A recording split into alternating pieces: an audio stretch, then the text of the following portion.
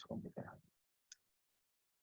Nah, jadi via Google Scholar, misalkan kita akan mencari ekonomi mikro. Nah, ini jejaknya ya. Ya kita ketikkan aja.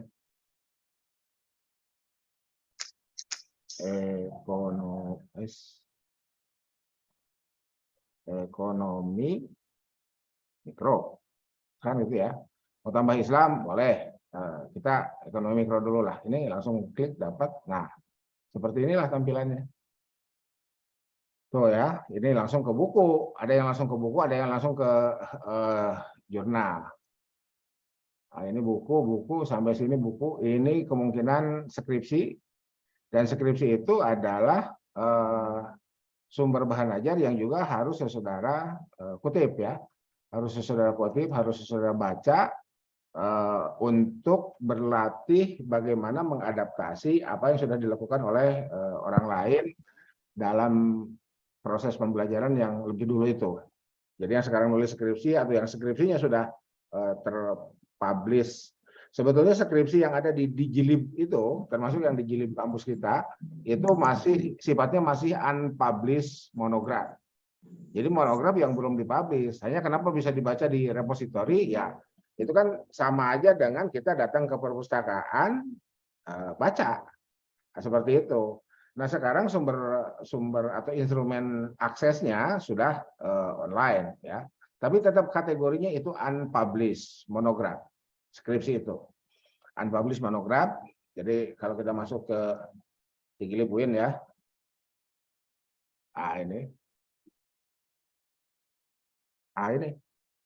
ya, browse by division and year misalkan ini ya bisa. Ini klik aja. Nah, ini ya. Mana Febi?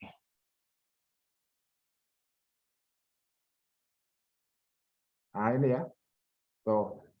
Nih, program studi akuntansi syariah, ekonomi syariah. Nah, sekarang kita buka ekonomi syariah ya. Ekonomi syariah kita buka, kemudian MKS ya kita buka. Jadi di ekonomi syariah sudah ada 143 skripsi, di MKS sudah ada 307 skripsi. Nah, ini. 2023 baru satu yang di-upload. Kayak kita lihat ya. Jam to P. Nah, ini apa P? Oh, ini. Ya. Sebentar. Nah, ini ya. Ini terlihat ya, pengaruh apa ini? Weekend effect dan January effect terhadap return saham pada perusahaan yang tercatat. Nah, ini. Gitu. Jadi saudara belajar mikro, belajar makro, itu nanti ya tujuan jangka sangat pendeknya saudara lulus ya, dinyatakan lulus. Tujuan agak kesananya ya masih jangka pendek ya. Skripsi itu kan semester 7 ya. Ya saudara bisa bikin skripsi dan bahan-bahan yang saudara pelajari selama perkuliahan itu dijadikan bahan raw material ya, dijadikan bahan baku penyusunan skripsi. Jadi sifatnya berlatih. Karena sekarang ini, saudara, ketika kita melewati atau berada dalam masa era Internet of Things, apapun yang kita cari, yang kita butuhkan, itu relatif tersedia.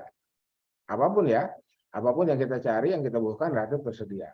Andai susah sekalipun, masuk Wikipedia. Itu ya, saya ulang ini ya, kemarin saya sampaikan.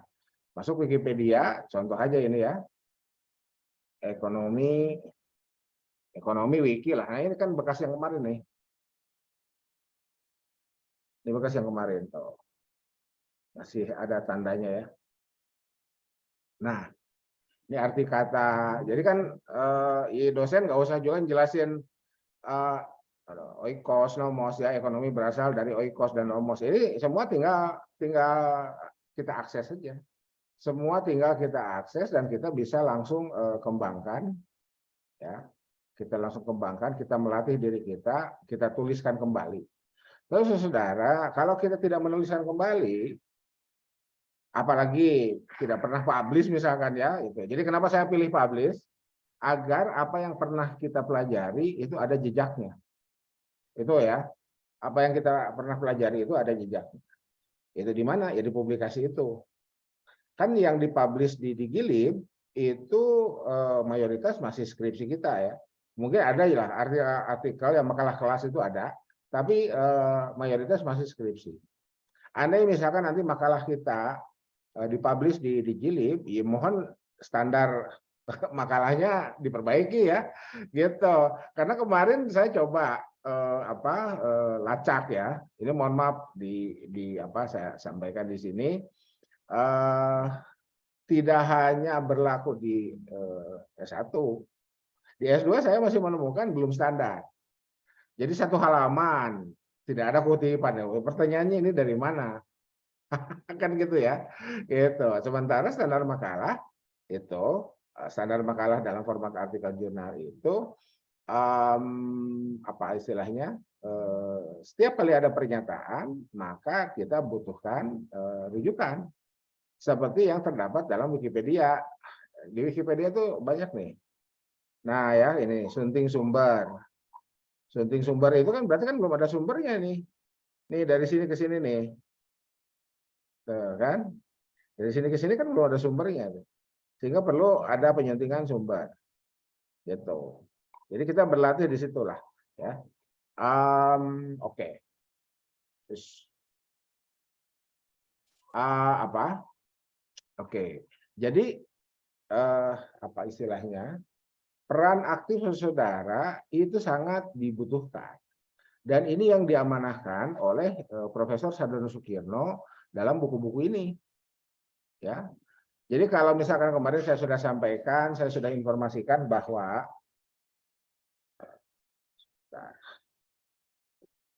saya mana ya? Bentar.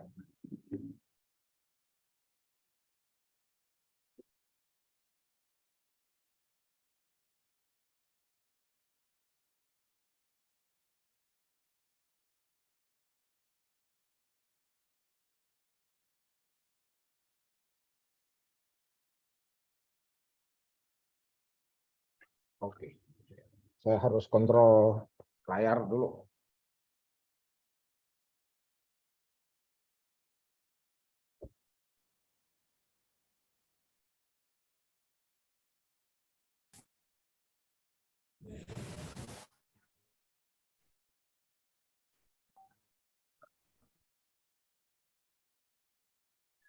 Saya harus kontrol.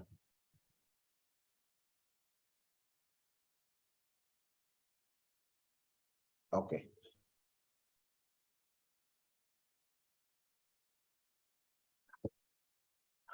Oke. Jadi oke, mari kita lihat ya. Mari kita lihat sumber ini. Di mana kita dapat di sini nih. Nah, ini ya. Ini. Saya mohon maaf tidak bisa kirim ini karena ternyata ini masih berbayar. Nah, gitu ya. Ini masih berbayar ini. Jadi saya ada buku aslinya. Karena buku aslinya lupa nggak saya simpan di sini ya. Nah.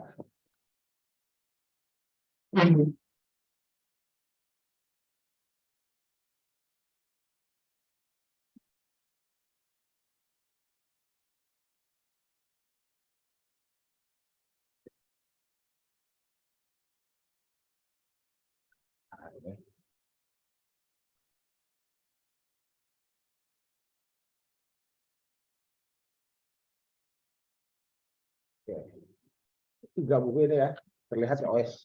Sebentar saya stop share dulu. Coba view speaker ya. Nah, ini. Ya. Tuh. Ya, saya menyarankan sesuai belilah ya. Sesuai beli, kemarin kan sudah diperlihatkan ya, ada yang paling murah itu 30.000. Aduh, itu murah banget ya. Itu murah banget. 30.000 ada yang 30. Ada yang mahalnya juga ada. Mungkin edisi terbaru lah ya yang mahalnya. Bukan edisi terbaru, cetakan terbaru ya. Cetakan terbaru itu ada yang 150.000 kemarin. Tapi di Shopee itu masih ada yang 30.000. Jadi ya harga mahasiswa lah ya, harga mahasiswa itu seperti itu, harga mahasiswa seperti itu dan ya silakan dibaca. Jadi Profesor Sardono Sukirno, beliau adalah guru besar UI tapi ngajarnya dia dapat tugas luar ya, tidak di UI kalau nggak salah, dan sekarang udah pensiun, ngajarnya di Malaysia. Itu sangat apa? Menurut saya ini persoalan sudut pandang ya. Jadi ketika saya baca buku-bukunya, itu menghantarkan pembaca untuk mencari, memperdalam lebih lanjut. Jadi sifatnya motivatif, gitu ya. Sifatnya motivatif atau apa istilah saya provokatif positif lah ya gitu. Memprovokasi pembaca untuk mencari lebih tahu. Itu ya di 3 buku ini paling tidak. Nah, meskipun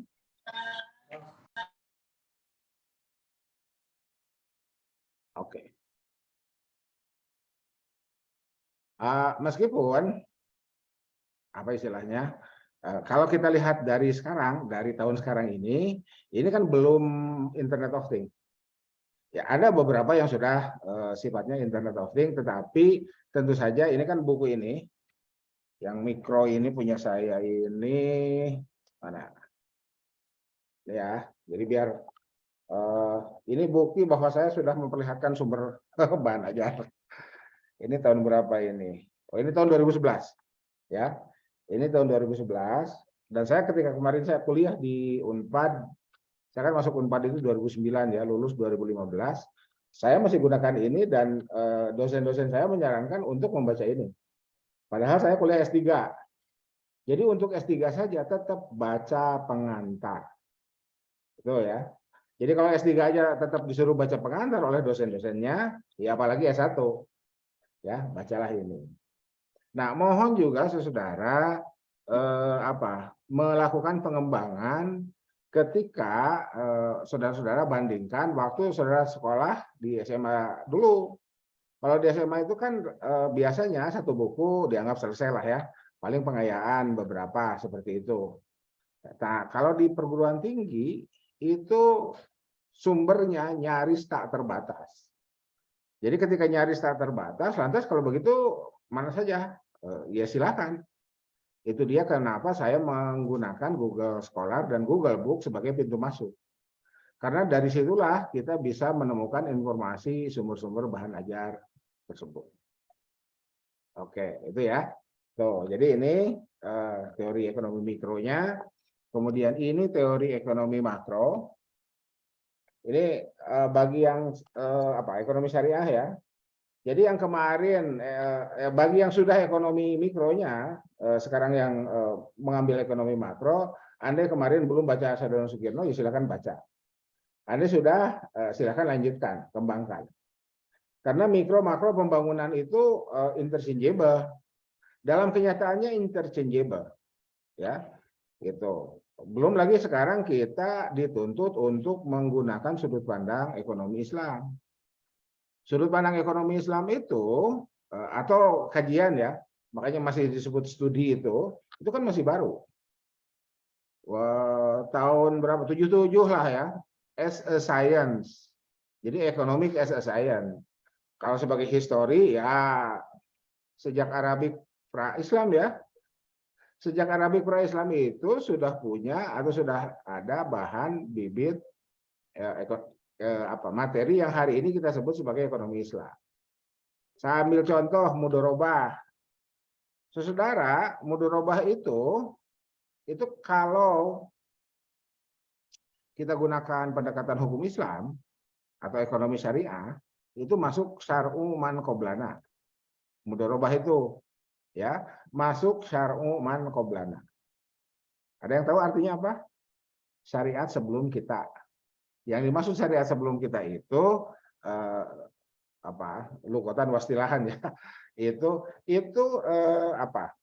hukum-hukum atau salah satu hukum terkait dengan kegiatan, tindakan, perbuatan manusia. Ya kalau bicara hukum berarti mukallaf ya. Nah, sebelum Muhammad bin Abdullah menerima wahyu, kemudian diangkat Muhammad Shallallahu Alaihi Wasallam menjadi Rasul. Nah sebelumnya, kemudian setelahnya sampai pada tahap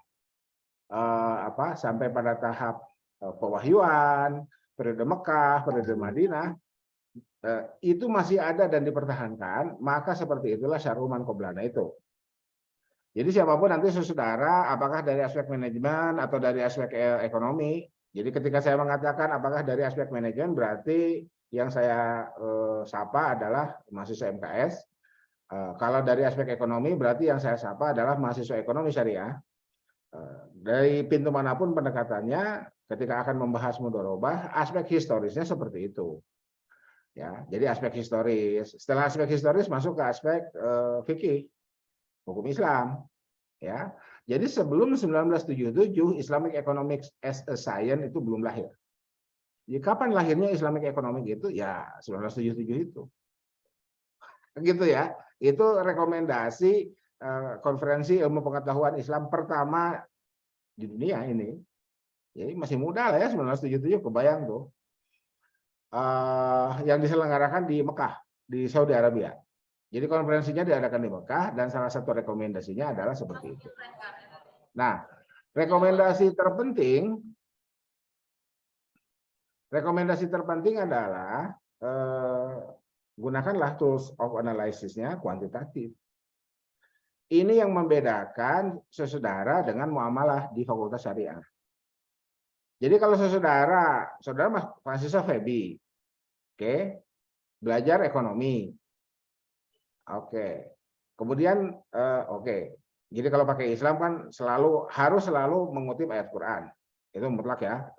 Jadi kalau belakangnya ada Islam atau syariah itu harus selalu mengutip ayat Quran.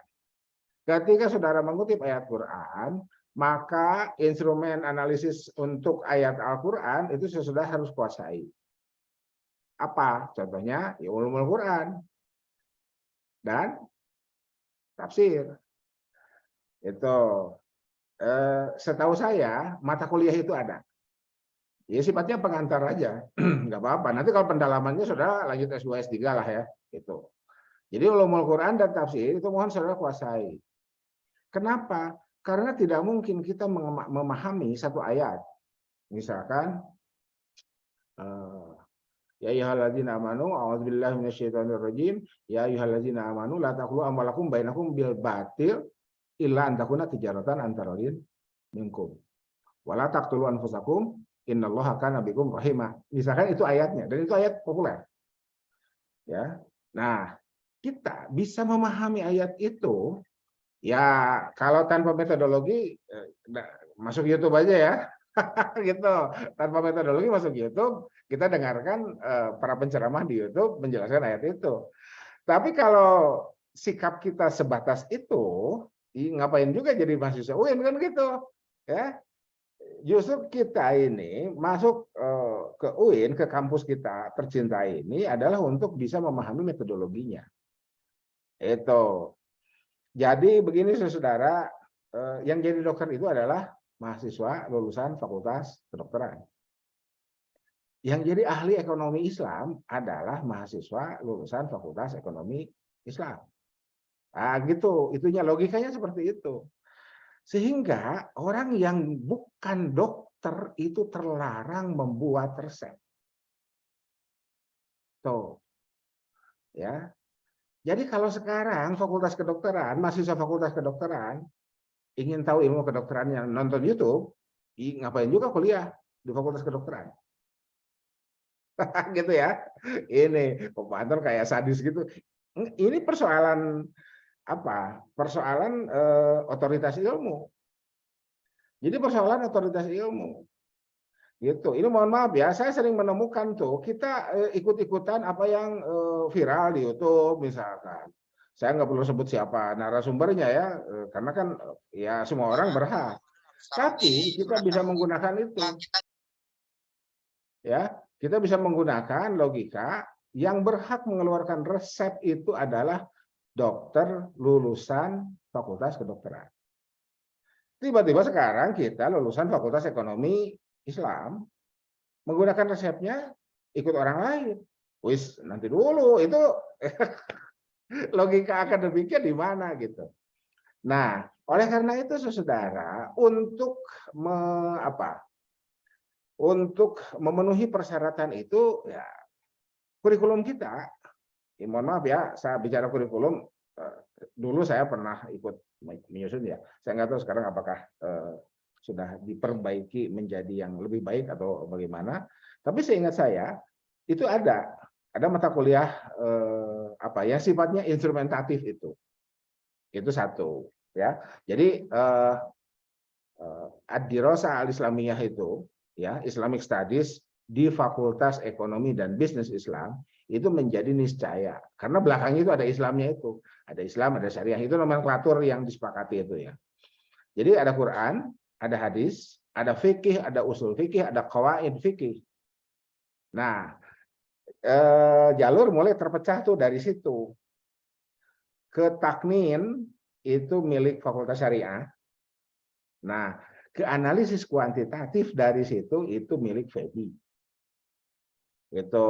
Jadi saya tidak melarang saudara dalam karya tulis itu melakukan analisis hukum, tidak, karena memang dasarnya di situ.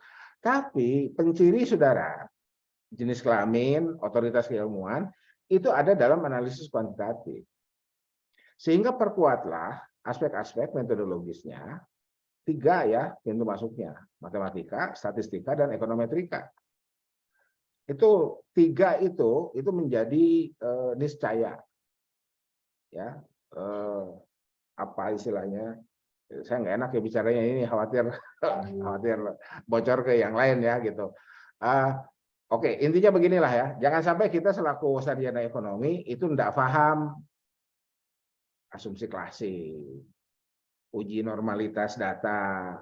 Uji asumsi klasik itu kan ada 3 ya, autokorelasi, multikolinearitas, dan heteroskedastisitas. Itu jangan sampai itu tiba-tiba ada yang ngundang di acara publik, ya host kita jago metodologinya, nanya ke kita, itu sudah diuji asumsi klasiknya, asumsi statistiknya. Kita yang ditanya malah celingkukan, itu jangan sampai begitu ya. Itu. Nah, saya ini mohon maaf ya, saya menyampaikan pesan ini di awal dan ini direkam itu untuk diingat, untuk dipedomani dan dijadikan apa bekal profesi saudara. Logikanya yang tadi itu, ya, logikanya yang tadi, yang berhak mengeluarkan resep itu dokter. Jadi yang berhak mengeluarkan resep ekonomi sekarang ini gimana nih? BBM kok naik? Ini gimana penjelasannya? Ya, itu jangan kita selaku akademisi ekonomi itu harus melihat fenomena BBM naik itu dari kacamata akademik. BBM naik, tiba-tiba kampus kita dapat dana beasiswa LPDP S3 buat berapa? 20 orang kali 300 juta udah 6 miliar tuh. Per kampus berapa? Itu dari mana? Itu kan subsidi silang. Saudara bayar SPP berapa? UKT-nya beda-beda, misalkan anggap aja saya ambil tengahnya ya 1,5 juta misalkan seperti itu. Ketika dibandingkan dengan perguruan tinggi negeri yang lain ternyata lebih mahal. Saya sering memberikan contoh itu kan kuliah di Pasca ya. Pasca kita kan paling murah sedunia itu, tapi nggak murahan juga ya gitu. Nah, terus pertanyaan saya kepada mahasiswa Pasca, saudara tahu nggak ruangan kita ber-AC, lantai kita granit, fasilitas kita TV dinding dan lain sebagainya, itu dari mana? Itu dari subsidi silang. Dari mana sumbernya? Dari pajak yang bangsa ini bayarkan. Jadi siapapun yang menerima subsidi, kita punya hutang kepada para pembayar pajak, kepada masyarakat Indonesia. Karena siapapun kita bayar pajak tuh. Mohon maaf ya, saudara misalkan beli mie rebus, beli mie goreng, lihatlah di situ di kemasannya itu ya, itu kan ada kode-kodenya itu seperti itu ya. Nah jadi itulah, jadi kita bayar utang kepada kita juga gitu, selaku pembayar pajak, selaku warga negara yang bayar pajak ya, yang bayar pajak, dan dari pajak itulah kita bisa membangun bangsa gitu. Nah hati-hati saudara, kalau kita hanya murni syariahnya klasik masa lalu, kita kita nggak heran kalau tiba-tiba ada narasumber yang mengatakan dalam Islam nggak ada pajak. Ya kalau kita lihat referensi masa lalu ya begitu. Tapi kalau kita lihat referensi hari ini, saudara boleh lacak tuh, ya pajak itu Stiglitz Stiglitz itu pemenang hadiah Nobel tahun 2000-an lah kalau nggak salah ya. Bukunya itu The Economic of the Public Sector. Itu mengatakan bahwa modern taxes itu berasal dari tithe ya, titik yang apa sepersepuluhan yang ada di Bible itu. Ya, sepersepuluhan yang ada di Bible itu. Lah itu kan zakat. Cuman tidak hanya zakat aja karena bahasanya bahasa Inggris. Tapi kalau Bible-nya yang berbahasa Arab boleh dibuka tuh. Ya, yang Bible-nya bahasa Arab boleh dibuka. Dan asnafnya 4. Gitu. Ya, itu. Kemudian apa? Waktu perang salib itu kan apa? Raja siapa? Raja Ongri ya. Raja Henry yang bacanya Ongri kan. Thierry Ongri. Bacanya Ongri ya. Kan heran dari mana kaum muslimin dapat dana begitu banyak. Ternyata kan dana publiknya kan dari apa? Dari zakat. Dana publiknya itu dari zakat. Dan itu yang membedakan dengan kerajaan-kerajaan Eropa klasik. Ya. Karena bagi mereka yang ada itu baru upeti. Bukan transmisi moneter. Bagi mereka yang ada itu upeti buat kerajaan. Ya. Nah, kenapa rakyat harus bayar upeti? Agar hidupnya nyaman. Kan gitu.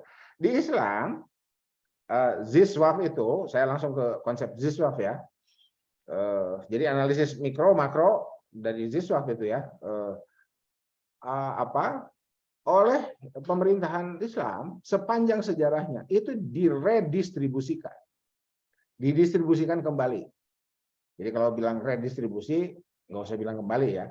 Kalau bilang distribusikan kembali, distribusi kembali pakai re, gitu ya, redistribusi.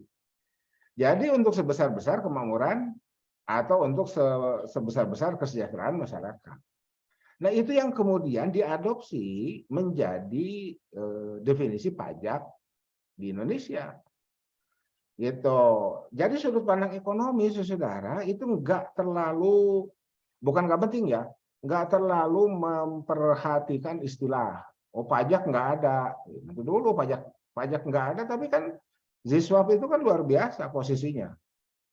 Wajahidu fi sabilillah bi amwalikum, amwal dulu baru anfusikum. Itu kan seperti itu, ya. Jadi kajian mikro makro dan pembangunan itu menjadi apa? Wujudnya menjadi interchangeable, menjadi saling titiknya saling menggantikan, ya.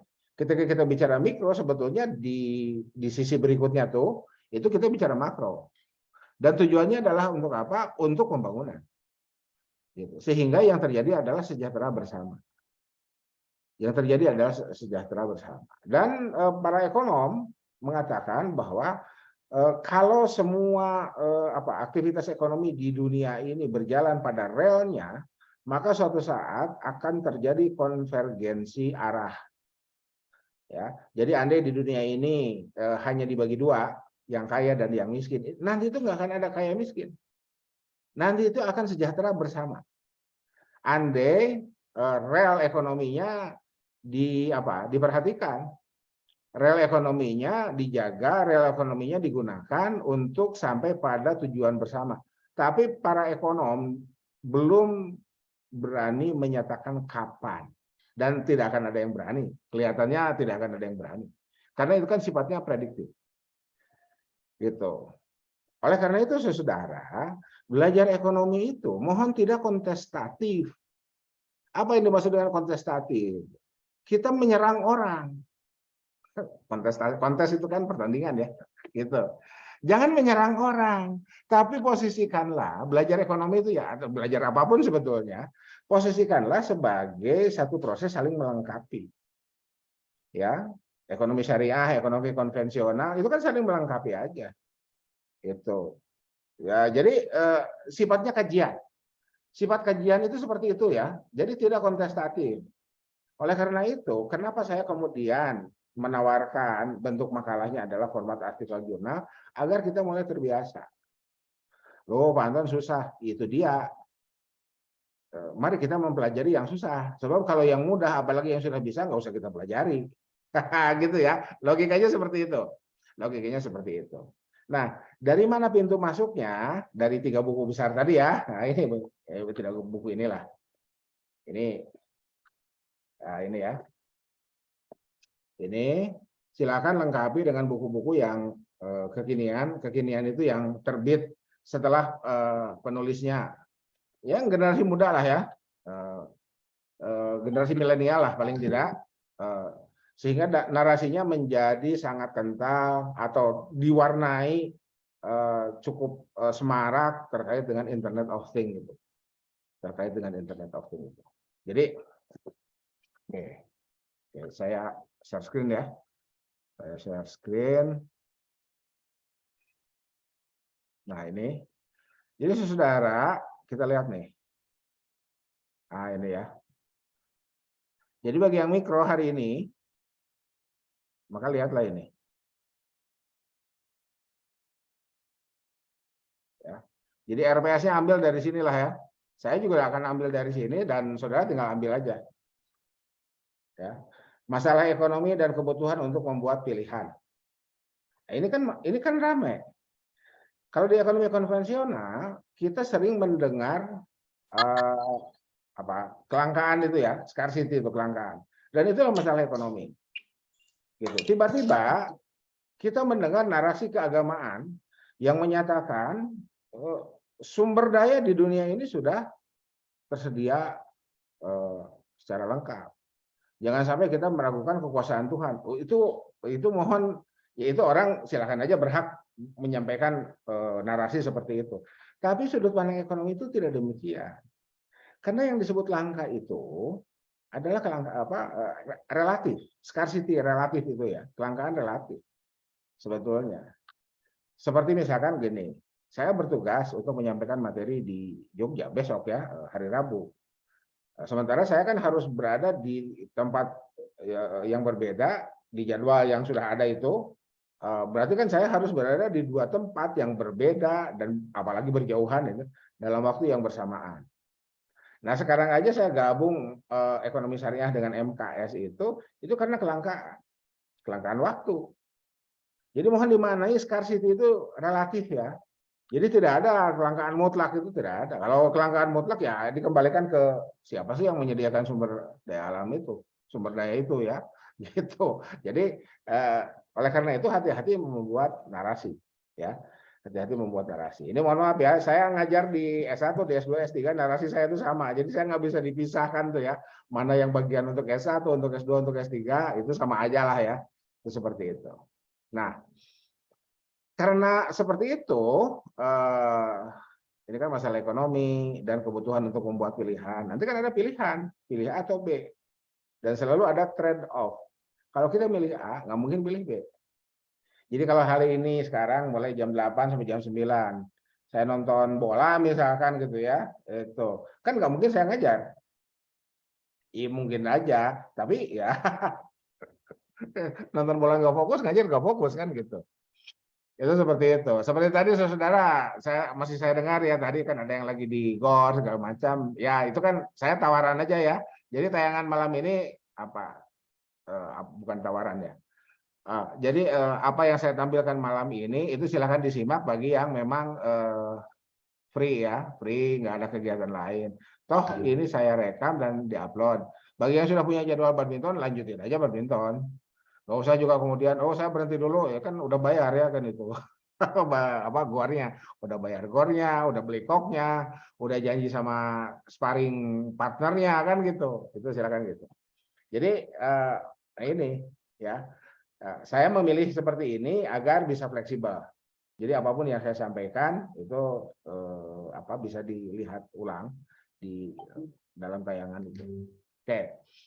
Nah, ini yang mikro ya. Jadi silakan diakses sampai dengan bab terakhir dan akseslah terutama untuk tema-tema yang berkaitan dengan nanti skripsi saudara.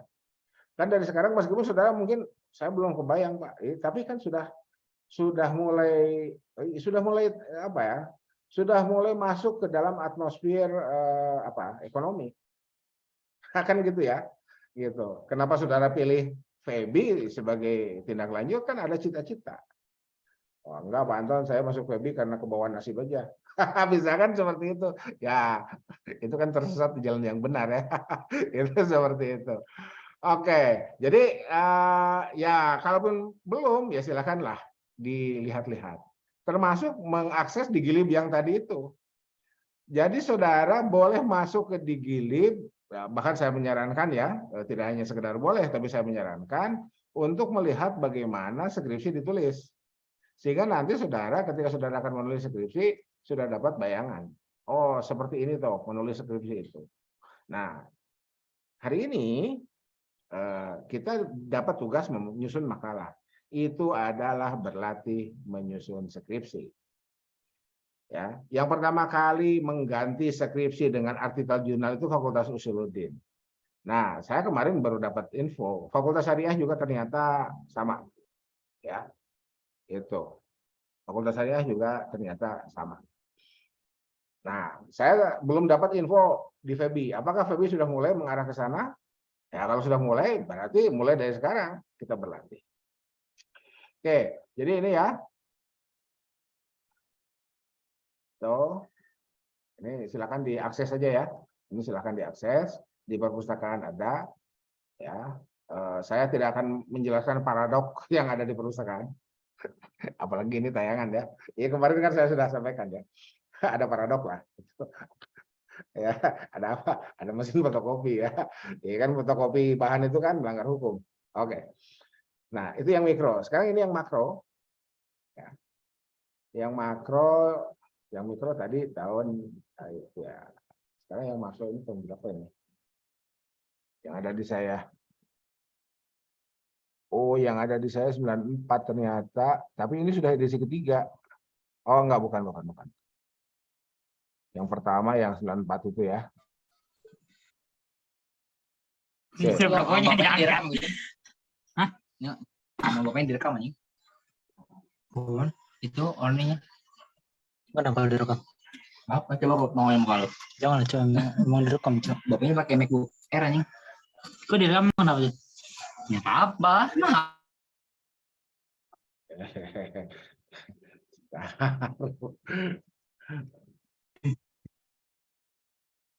Oke, nah ini yang makro ya. Nah, chapter pertama di makro itu dari mikro ke makro. Jadi mohon saudara perhatikan ya, prerequisite namanya ya, prasyarat. Nih ya. Jadi waktu saya nyusun kurikulum, saya simpan mikro di awal, berikutnya makro. Jadi mikro itu prerequisite makro. Nih ya, mikro itu prerequisite makro. Jadi ini ya ini yang bicara siapa? Saddam Sugirno dan buku-buku yang dirujuk oleh Saddam Sugirno. Itu ya. Nah, ketika di mikro seseorang apa? Jadi di mikro itu kan di awal-awal bicara konsep utilitas. Apa yang dimaksudkan utilitas? Sederhananya utilitas itu dikatakan maksimum jika seorang individu, ya individu seorang ya, jika individu berhasil menghabiskan seluruh pendapatannya. Kurang lebih seperti itulah konsepnya ya. Nah, sekarang ada sekian individu diagregasi. Agregat itulah yang kemudian jadi makro. Jadi kalau ada pendapatan individu diagregasi, maka jadi pendapatan agregat. Dan ketika pendapatan agregat skopnya adalah sebuah negara, tidak hanya sebuah negara ya, sorry. Sekarang bahkan ada BUMDes. Jadi wilayah tertentu, desa, kecamatan, hanya kalau untuk desa datanya harus survei langsung, kecamatan juga sama, kabupaten kota. Kalau kabupaten kota, saudara masuk ke BPS, dapat tuh data kabupaten kota.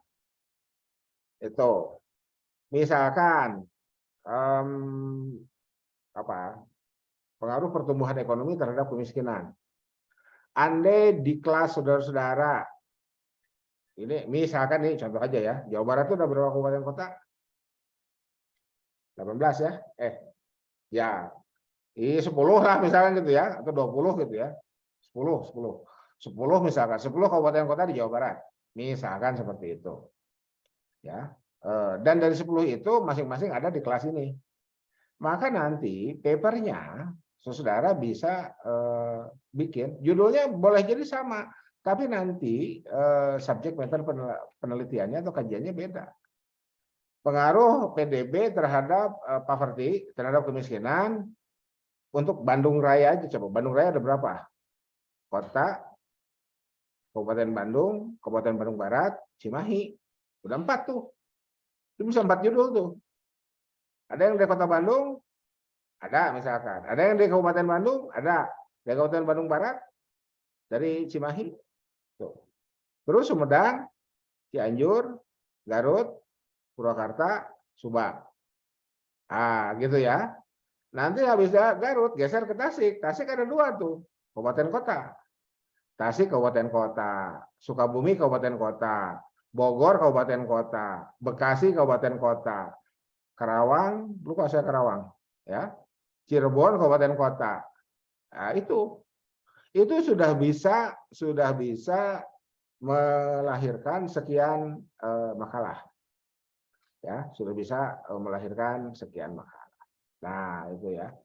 Gitu. Jadi kalau di sini kita dapat nih bab 2 perhitungan pendapatan nasional, maka nanti ada regionalnya. Jadi kalau PDB itu nasional, maka regionalnya PDRB. Nah, PDRB itulah yang mulai dari kabupaten kota. Itu seperti itu. Dan seterusnya dan seterusnya. Oke, ini ini yang makro ya. Kemudian yang berikutnya ya ini yang ekonomi pembangunan. Jadi ekonomi pembangunan itu anggap saja ini muara kita mempelajari ekonomi itu ada di sini. Ya.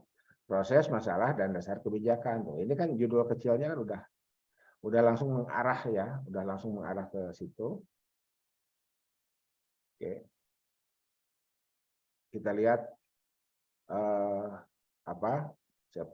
daftar isinya.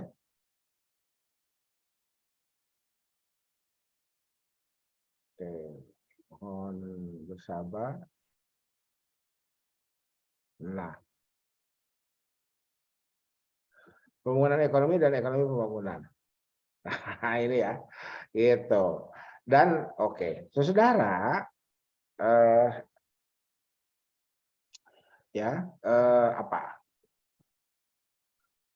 posisi kita sebagai negara berkembang membahas pembangunan ekonomi itu ada 2 sudut pandang. Sudut pandang pertama, kita sebagai sebagai manusia yang hidup di negara berkembang itu punya target merubah nasib menjadi lebih baik. Tapi kalau sudut pandangnya negara maju, maka narasinya adalah bagaimana mereka tetap bisa menjual produk. Itu ya, bagaimana mereka tetap bisa menjual produk.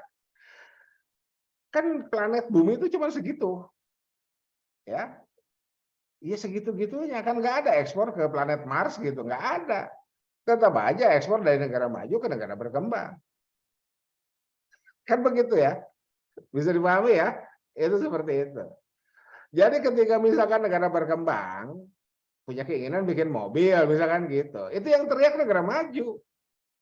Situ mau bikin mobil, terus mobil yang selama ini diimpor dari negara kami mau digimanain? Ya, belum lagi ekonomi internasional bicara balance of payment. Jadi ada satu mobil nih produk dalam negeri lewat di jalan raya, maka akan hilang satu mobil produk luar. Gambarannya seperti itu, penjelasannya seperti itu. Ya, itu.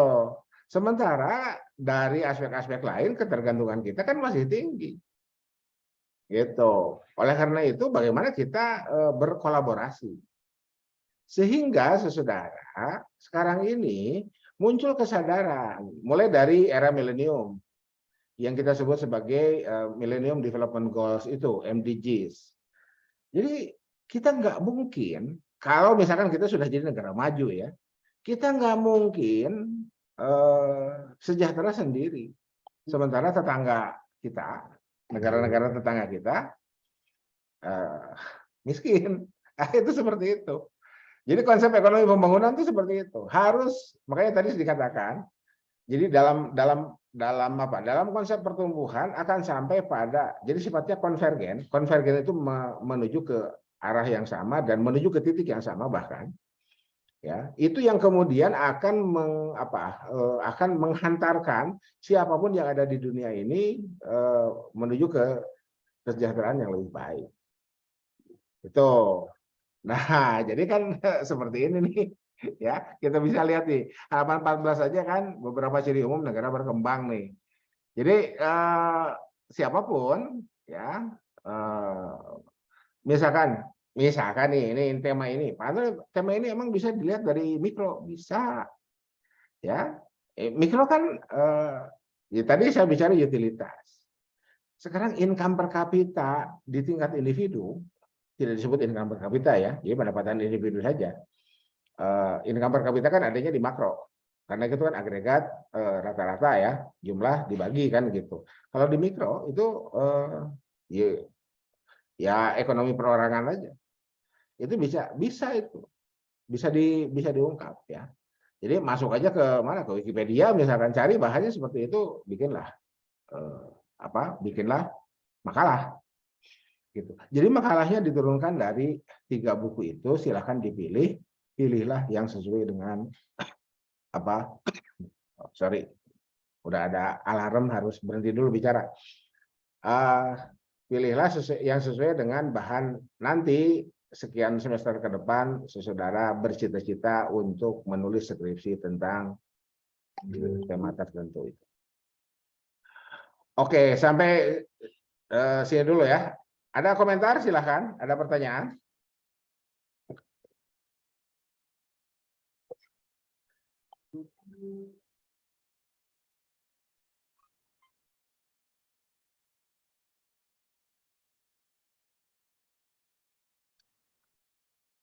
Terkait teknis penyusunan makalah misalkan. Jadi intinya saudara baca dulu buku itu, bukunya ada di perpustakaan. Kemudian saudara hubungkan dengan buku-buku yang sifatnya kekinian. Jadi tulisan Profesor Sardono Sukirno itu kita jadikan bahan baku awal yang akan memperkuat sense of economics kita. Nah itu ya. Jadi itu sengaja saya pilih tulisan Profesor Sardono Sukirno itu dalam sudut pandang saya itu menjadi sumber yang luar biasa untuk kita kuasai. Jadi siapapun yang sudah baca buku itu, kuasai buku itu, tidak akan malpraktek. Gitu ya. Ini analogi aja ya. Jadi kalau dokter salah bikin resep, ekonom salah bikin salah menyampaikan saran kebijakan misalkan gitu. Ya kemungkinan itu tetap ada ya, kan kita manusia gitu. Tapi itu tadi makanya kita harus belajar itu agar jangan sampai logikanya agar jangan sampai kita analogikan seorang dokter salah bikin resep, seorang dokter salah diagnosa. Oleh karena itu seorang ekonom nanti saudara lulus gelar saudara SE jangan sampai salah membuat keputusan, jangan sampai salah memberikan saran kebijakan. Di manajemen keputusannya di tingkat organisasi, ya. Di ekonomi syariah keputusannya di tingkat government, di tingkat wilayah itu ya. Wilayah terkecil sekarang desa itu ya, desa, kecamatan, kabupaten kota dan seterusnya. Oke, saya pikir cukup ya. Kalau tidak ada pertanyaan, cukup Pak. oke. Cukupkan, Prof. Oke, nah sekarang Ya, Pak, sebelum saya cukup. tutup, oke. Sebelum saya tutup, saya ingin perlihatkan template untuk membuat makalah saudara. Mana templatenya? Ini. Ya, mana tadi? Sebentar. Sebentar. Ini ya. Jadi saudara, ini ada template nih. Ya. Ini ada template. Jadi yang tadi ditampilkan itu saya jadikan cover. Nah, ini ya. Nih. Yang kemarin itu siapa? Alex? Alex Sobur. Ya. Nah, itu di laptop itunya apa? Soft file-nya ntar saya cek dulu ya. Saya cek dulu. Ini ya. Nah, ini yang kemarin tuh. Nih kan. Ini kan udah keren nih. Ya. Nah, cuman saya kemudian memberikan komentar ya. Tidak harus selalu kuantitatif di sini. Ya. Wawancara. Ya. Kecuali kalau memang ada narasi kuantitatif nanti ya. Tapi saya lihat nggak ketemu malah. Oke. Ini contoh ya. Contoh bagaimana artikel Herdiansyah ya.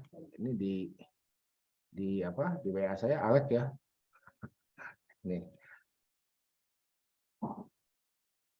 Nah, masih muter.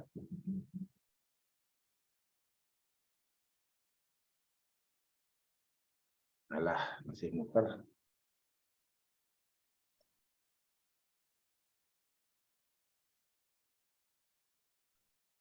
Oke, mohon maaf.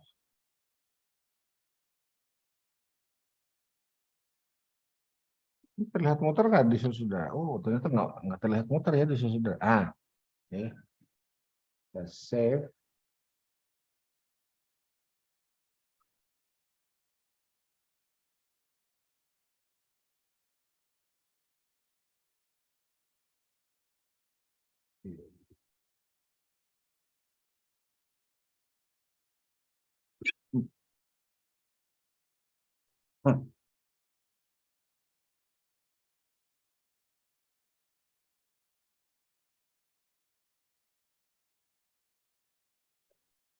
Muncul. Oh, tidak muncul. Oh, masih verifying. Pakai Mac itu selalu ribet ya. Tapi amannya nggak pernah kena virus. Tuh. Tapi ya ini harus bersabar. Ketika verifying lama. Oke. Nah, mudah-mudahan bisa muncul.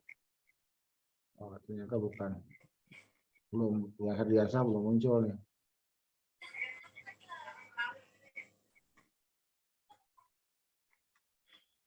Oke. Ya sudahlah, terlalu lama nunggunya. Sayang kuota ya. Yang pakai kuota sayang kuota. Oke. Jadi ini kan kemarin saya sudah saya Pak gitu. Gimana? Ya nantilah kita kerjakan sepulang saya dari Jogja aja ya, insya Allah ya. Contohnya Baik, kita kerjakan sepulang kita dari Jogja biar nggak lama menunggu. Jadi oke. Sementara sampai sini dulu lah ya kalau tidak ada pertanyaan. Mohon dicerna dulu lah apa yang saya sampaikan ya.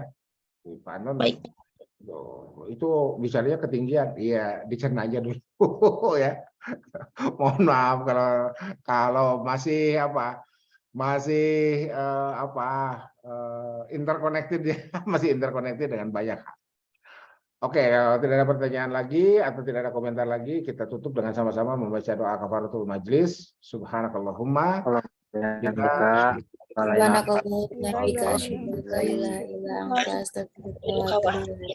Oke, billahi taufiq wal hidayah. Billahi fi sabilil haq. Nasr minallah wa qarib wa basyiril mu'minin wallahu muwaffiq ila aqwamit thoriq. Tetap semangat. Assalamualaikum warahmatullahi wabarakatuh. Waalaikumsalam warahmatullahi wabarakatuh. Waalaikumsalam warahmatullahi wabarakatuh. Waalaikumsalam warahmatullahi wabarakatuh. Terima kasih. Sehat selalu, Prof. Ya, makasih.